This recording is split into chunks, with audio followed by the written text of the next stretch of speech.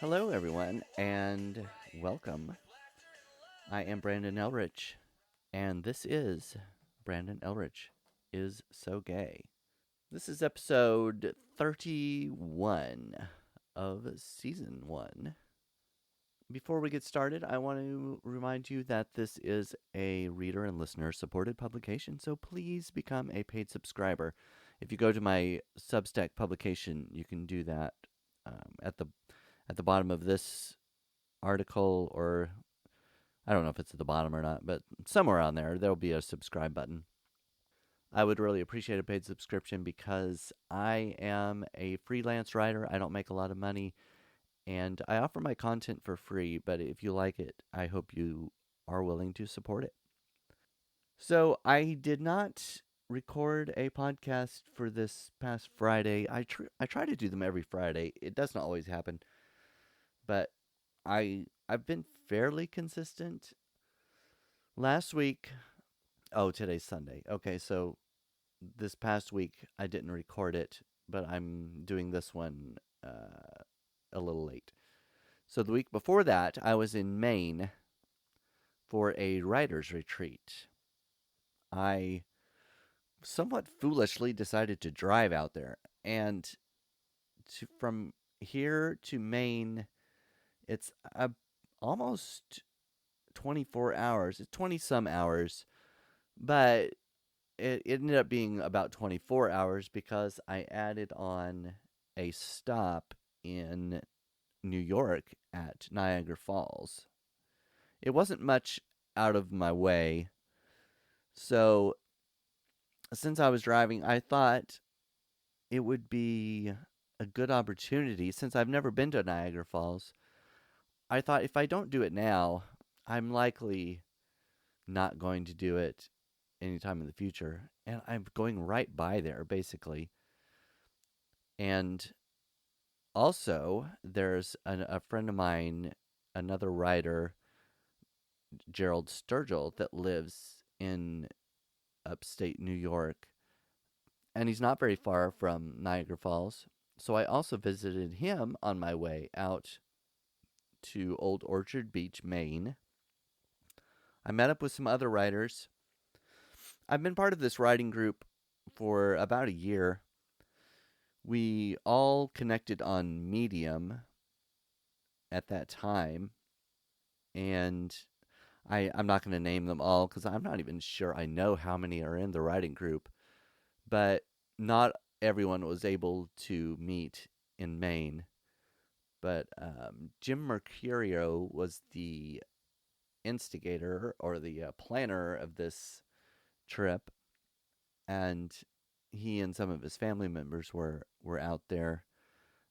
They had a couple of houses rented right on the beach. I mean, it was really cool. It was we could just basically walk out the door and like less than 100 yards away was the beach. Um, I love the beach, and living in the Midwest, I'm about as far away from the ocean as you can get. We have beaches here, but they're on the lake, like Lake of the Ozarks and other places, and it's just not the same. But it was really cool to be out there. So the writers that I met out there were Robin Wilding, Ben Ulansey, Jim Mercurio. Um, those were the three that I hung out with most. There were a couple others that got there before I arrived, but um, anyway, it was so great to meet them in person.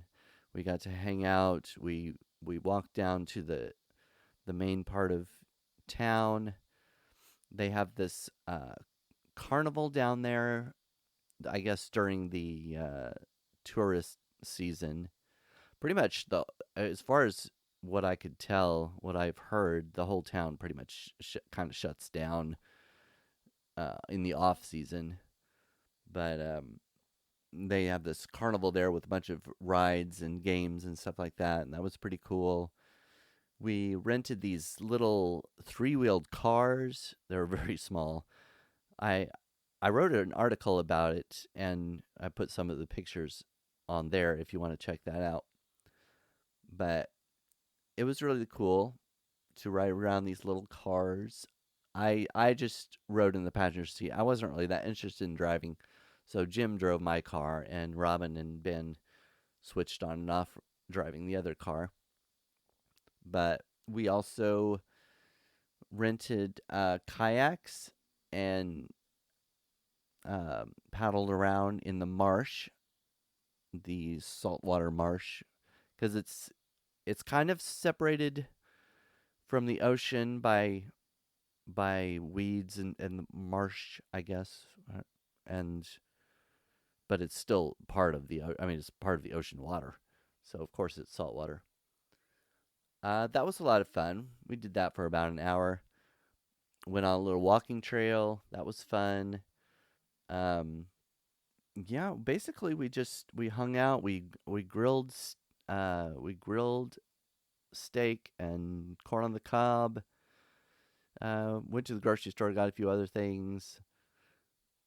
We didn't have to spend a whole lot of money on food. We went out to eat once, and people asked me if I got lobster while I was out there, and no, I didn't. I know people are going to say, "What? You were in Maine and you didn't get lobster?" I mean, I just don't think it's really worth all the money. It's just I, I don't know. It's all right.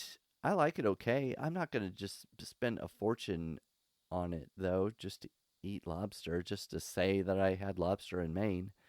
I know that's their thing, but it's not my thing. So, I still enjoyed all of it. If I had the money, maybe I would have gotten the lobster. But as I said at the beginning, I am a poor freelance writer, so I can't afford things like lobster tail and things like that. But um, yeah, getting to know these writers on a personal level was really cool. We meet. Oh, I mean, we have the Zoom meetings about every week, but not all of us can make it every week. But even so, um, interacting with them online, it's different in when you're in person. I think you kind of I don't even though you get to know each other online and you feel kind of relaxed around each other, there's still something about it that's not the same as being in person. I can't really put my finger on it exactly, but hanging out with them, it was a lot more relaxed and you could just be yourself. And stayed up late every night. Um, Ben and I had some great conversations.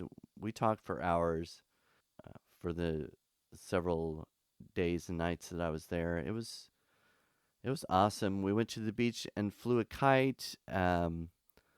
Laid out on the towels and got a little sun. I got a little too much sun on the last day I was there, and I got burnt and was peeling and everything. So yeah, I forgot the sunscreen on the last day. The other days I was there, the previous days, I did at least wear some foundation that had some SPF in it, and apparently that was enough because I was fine then. But of course, I forgot it the last day. One of the days we were there, the lifeguards were kind of patrolling the beach, telling people to get out of the water because not because of sharks. Um, I guess that was high tide. I think caused by the hurricane that was in uh, off the coast that it caused some rising of the tides. I don't remember which hurricane it was. I can't keep track of all these names of the hurricanes. Anyway, it didn't last very long though. They Later in the morning, people were getting back in the water. We saw some guys windsurfing. That was pretty cool. Never done that, but still haven't. I didn't try it while I was there. But I did go into the ocean. I wasn't as brave as Robin. She swam out into the ocean. I'm not a good swimmer. I am not confident in my swimming abilities. It's more my floating abilities that I'm not confident in. I just don't think I would be very good if I went under the water. I don't think I would come back up quite as easily as some people do. I got out um, far enough where the waves kind of knocked me over, and I did pop up from that, but that was as far as I was willing to go. It was a lot of fun. The drive, oh gosh, the drive was so long. And going through places like Indiana and Ohio, I'm sorry, but there's just not much there. And when I got into New York, though, that was pretty cool. It was beautiful. When I was in upstate New York, I was part of the route to Niagara Falls. It took me along the coast of Lake Erie. So I stopped a couple different places there, got out and walked a little bit along the beach and took some pictures, a little video. I'd never been to Lake Erie, so that was cool. I picked up a few rocks as souvenirs. It was basically it was all rock beach, and it was really pretty. It was kind of overcast, so it could have been better, I guess, but that's just the way the weather was that week. Then I went to Niagara Falls, and again it was kind of cloudy that day, but it wasn't raining, so that was awesome. I'd never been to Niagara Falls. It was free to get in. I did pay for parking, but I might have been able to get away with parking farther away for free or like metered parking or something like that. But I just I didn't have time to go looking for all that. I was trying to get to Maine before the end of the day. I actually didn't end up doing it because it was just after midnight when I finally got there. Anyway, Niagara Falls was awesome. I did a live video there. I posted that on my Substack if you want to check that out. But it was it was really cool. Went up on the observation deck. It cost like $1.25 to get up there. But if you want to go down on the I can't remember the name of the boat or what they call it, the Maid of the Mist, or something like that. It cost like $31 or something to go on that ride, and I just didn't really feel like I needed to. You wear a poncho. I looked down at the boat, and it was just like packed with red ponchos. It really looked packed, and I just did not think that sounded like a very fun experience. So yeah, it was a great experience. I got a couple of souvenirs at Niagara Falls. I got a keychain in the other states that I visited.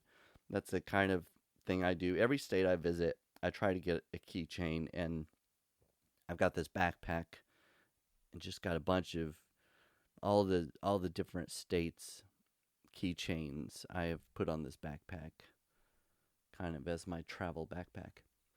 Um, so then after I went to Niagara Falls. Oh, so no, before I got to Niagara Falls, I did stop at a rest stop and take like a 3 hour nap, which was not enough. But I was trying to make it to Maine in good time. I really should have left earlier and planned out. I was trying to get there without stopping at a hotel or motel and spending money on that, and because I was just gonna sleep. That's all I was gonna do. I hate paying like $200 just to sleep for 6 or 8 hours. So I was trying to avoid that, but it ended up being a kind of a bad decision by the time I got done. Anyway, I'll get to that in a minute. But after Niagara Falls, I went and met Gerald We hung out for a little bit. It was great to meet him and his partner. And then I headed off toward Maine. Um, I I might have stopped at another rest stop and just slept for like half an hour or something like that. Still not enough sleep. So I got to Old Orchard Beach a little after midnight. A couple of them waited up for me, which was cool. I felt bad, but anyway, I would do it differently if I could go back and reorganize. Part of the problem was I completely forgot when I planned all this out. I did not take into account the time difference going from the Midwest to Central time zone to Eastern time zone. Of course, I was losing an hour. So I got there an hour later than what my plan would have dictated. So that was my fault. Anyway, I still had a lot of fun while I was there. The last day was so sad. I really didn't want to leave. It was such a great time. I'd never been to Maine before. I'd never been to Indiana, Ohio, New York, New Hampshire, Vermont, Maine. I'd never been to any of those states, so it was cool to at least go through them and say that I'd been there. Um, so on the last day, going coming back, I decided it was not a good idea to drive straight through or even to stop at a rest stop because I knew I wouldn't get enough sleep at a rest stop. So I did stop at a motel, just a cheap one. I slept for maybe 6 hours there, and that was probably a good decision. But after I got back, maybe like a day or two later, I started getting sick. And I think it was from all the lack of sleep and the fatigue and everything.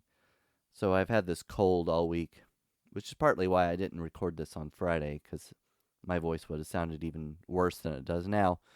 I still feel like I'm a little nasally, but hopefully it doesn't come across too annoying.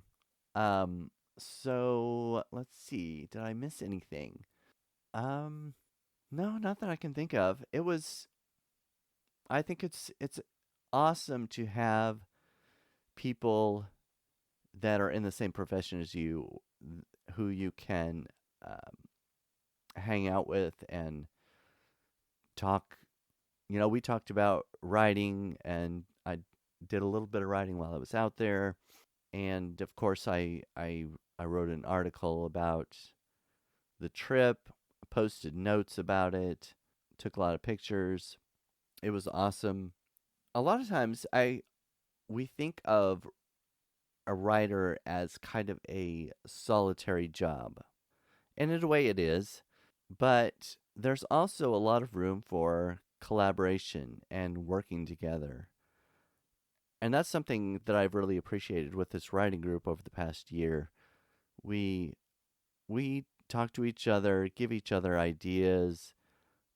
Um, Sometimes we'll guest post on each other's publications, collaborate on articles. I've done that several times. Um, I've been on Ben Yalancy has a live podcast that he does with Walter Walter Rain. I think it's Rain. I forget how he pronounces it. Sorry, Walter. But I was a guest on their podcast talking about movies and films, queer representation in movies and films. That was back in June. I've published an article with Robin Wilding. I guest posted an article on her publication. We've kind of inspired each other with different articles over time. And Jim Mercurio has helped edit some of my pieces, and I've edited some of his. It's been a really beneficial group to be a part of. If you are a writer, I would encourage you to try to find a group of writers and maybe create your own group. It's it's really helpful, and it's it's not only helpful for your own writing, but it gives a sense of community and friendship, kind of a bond with something that you have in common, you know? Even if you don't write the same things, because some of these writers, they don't write in the same genre that I do. Um, I write mainly humor, satire pieces. Robin actually writes a lot of mostly humor articles as well. Mine are focused more on um, growing up gay in the Midwest and have some kind of queer element at least. And we have different styles. Our humor is different. Humor is subjective, of course, so maybe not everybody that reads her stuff will like mine, and vice versa. But a lot of times, our uh, our pieces do kind of mesh well. Jim Mercurio writes a lot. He writes a lot of humor, satire, but he also writes screenplays. Ben Ulansey, he's very intelligent. He writes the Gen Z Report, among other things. A lot of social commentary and politics. So we all kind of have our own niches, but even through those differences, we can help each other out and give each other ideas. It's been it's been a great experience being in the writers group. Yeah, I've probably repeated that several times, but it really has. And meeting in person was so awesome. I really hope we'll do it again. We talked about it. We talked about possibly making it an annual thing. I don't know. We'll see. I don't know where or when it will be, but hopefully by that time I'll save enough money to go on another trip. And speaking of that, to reiterate, if you are not a paid subscriber, it would really help me out. Please go to my Substack and click the subscribe button. It costs only $6 a month or $60 for 12 months, which is the better deal, of course. I would appreciate it so much if you could do that.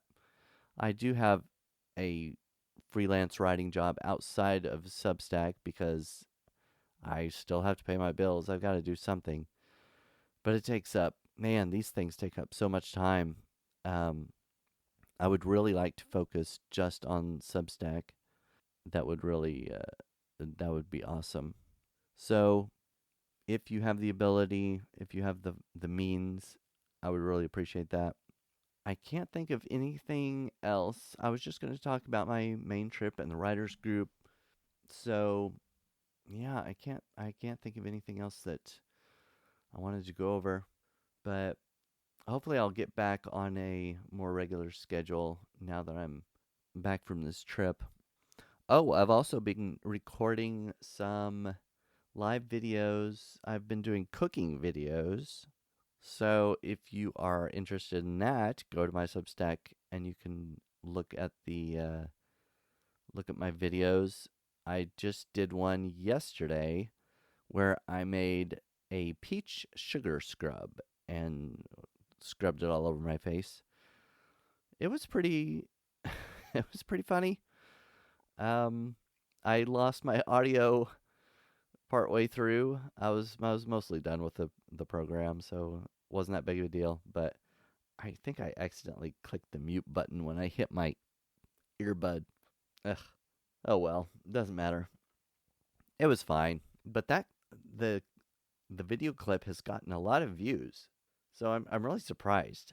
But I made some other things on previous videos. Did some peach cobbler cookies in one and peach butter in another one.